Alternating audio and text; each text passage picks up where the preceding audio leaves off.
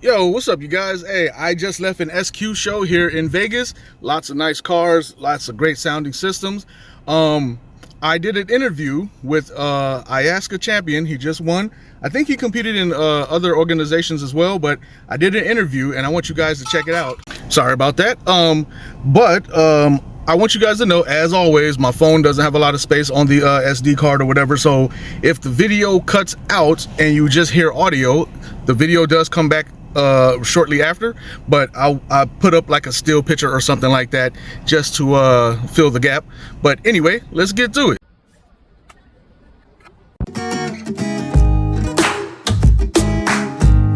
What's up, you guys? It's Ahmed with I Still Love Car Audio and Car Audio Tech Stuff. And I know you can't see me because the sun is all in my face, but I got something different for you guys. Instead of me just talking, I've got an competitive champion in here, Mr. Paul Adams, still with the Team True. Yes, sir. Yes, sir. And you actually won today, right? We did. Two out of three. 2 out of 3. And that actually, we're going to get into some questions. I'm going to educate you guys, or educate myself as well, about the competition. I know you guys know I don't compete, but you guys always ask about competing and want to learn. Who better to learn from than an actual champion? So, sorry about the harsh light, but the sun is beaming on us, but we're going to get right to it. Speaking of winning, can you explain to me the differences between the different organizations?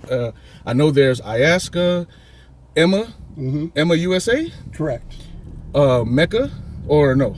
Yeah, there is Mecca. We don't compete in Mecca in California, though. Okay, is there a particular reason?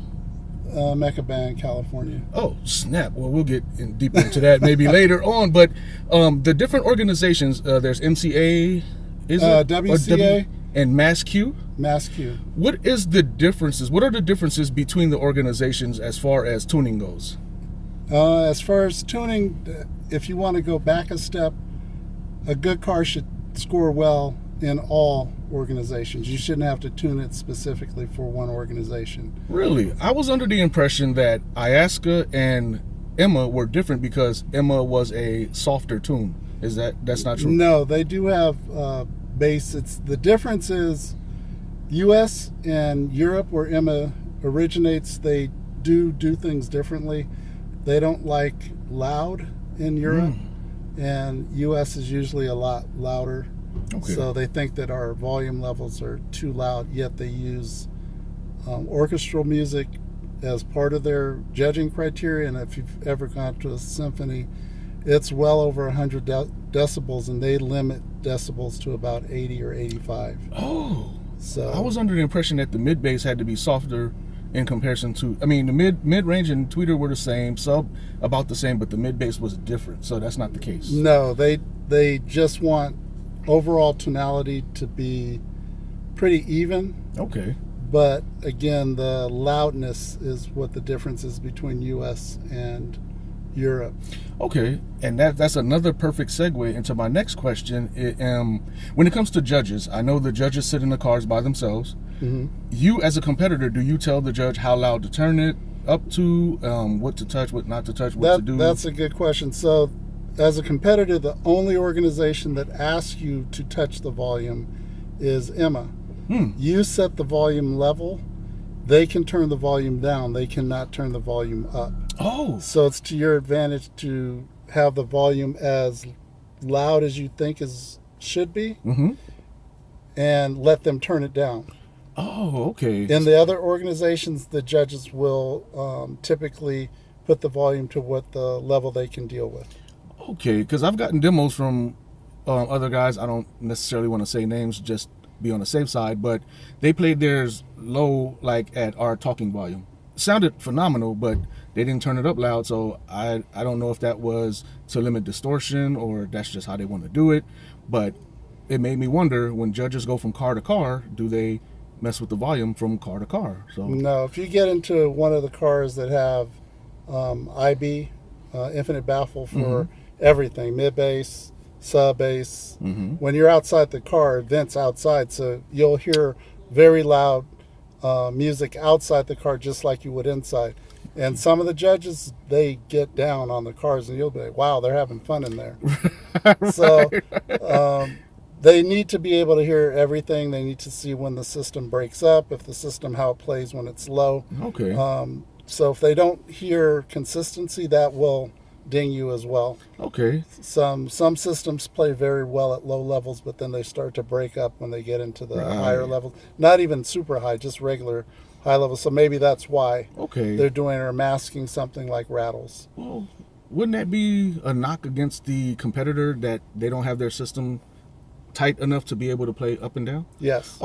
Okay, so that actually segues again into the next question that I had, which is you were talking about IB and things like that. My thought on IB, like you said, it does play outside the car. So I'm starting to notice on a lot of other YouTube channels that people with IBs like yours are adding front sub. Is that because a lot is lost outside the car, so you add the front sub to bring back what's lost through the IB? Or is it the IB's just not producing enough bass? Well, I mean, IB fills the car with bass no matter what. So yeah, but maybe you don't get the impact. Okay, so the front sub is to add impact. Exactly. So example, on my other vehicle, I have 6.5s in the doors. Mm-hmm. I have two 13-inch subs in the back. Mm. They all sound good. The mid bass can't go up as loud as we'd like it to. It can. It sounds phenomenal. The problem is that the doors start to rattle.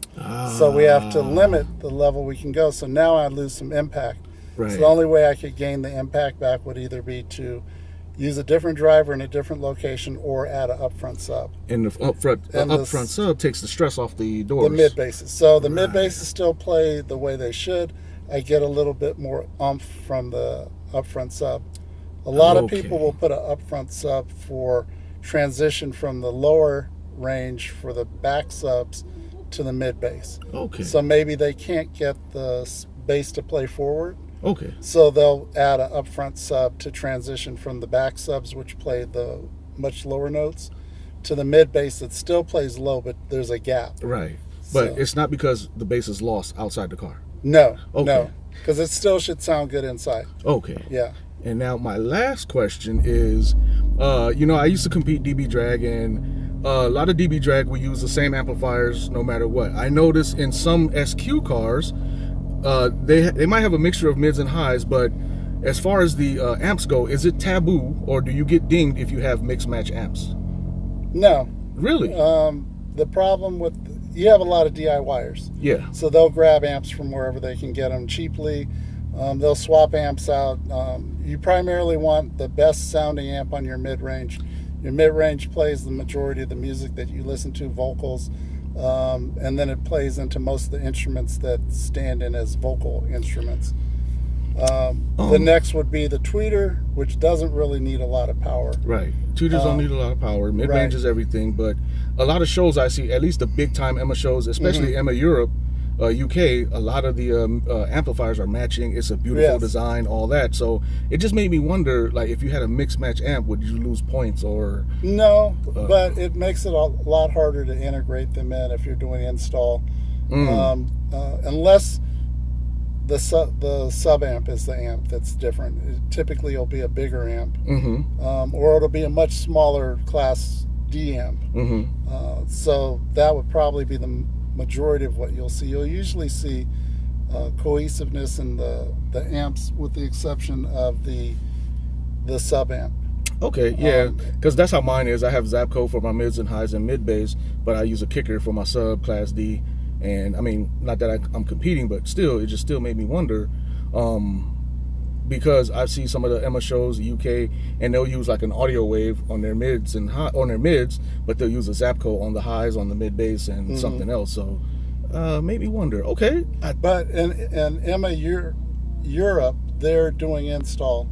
And and all the classes. Okay. In US, it's a little bit different format. They only force you to do install in finals. Okay. Not during the regular season unless you're in the higher classes. The higher classes I have to do install. Okay. And doing install, if it all looks good, then it's going to look better if all the amps are matching. Right. unless Right. you're hiding the amp that it doesn't need Right. to be seen. Yeah, and that was my concern. Like, is it so? It depends on if you're getting judged for install or not. Correct. Okay, understood, understood.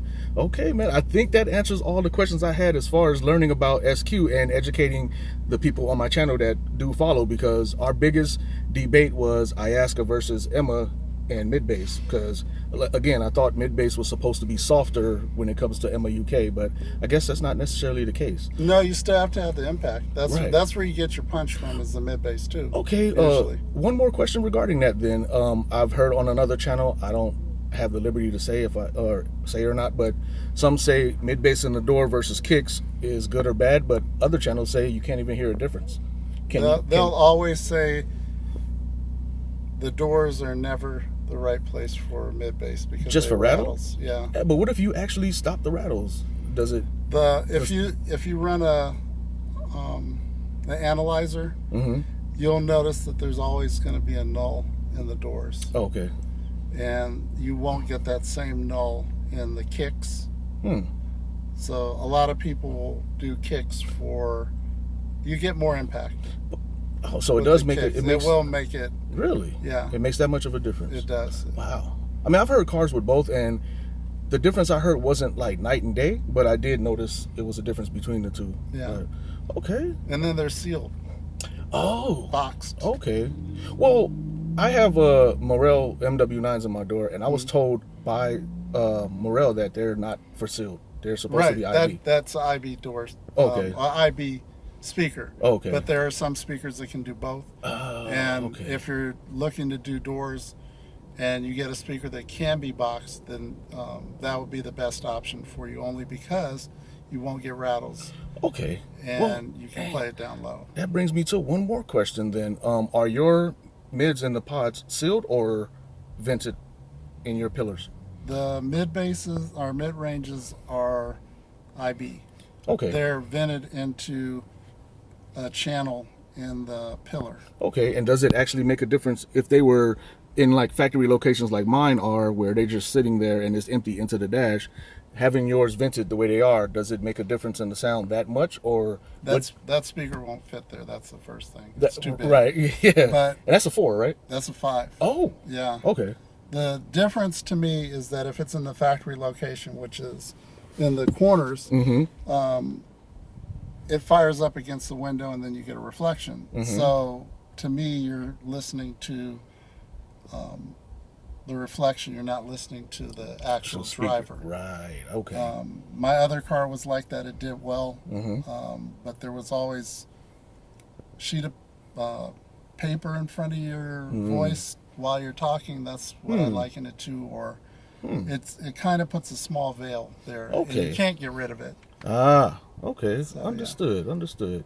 Because I think mine sound decent.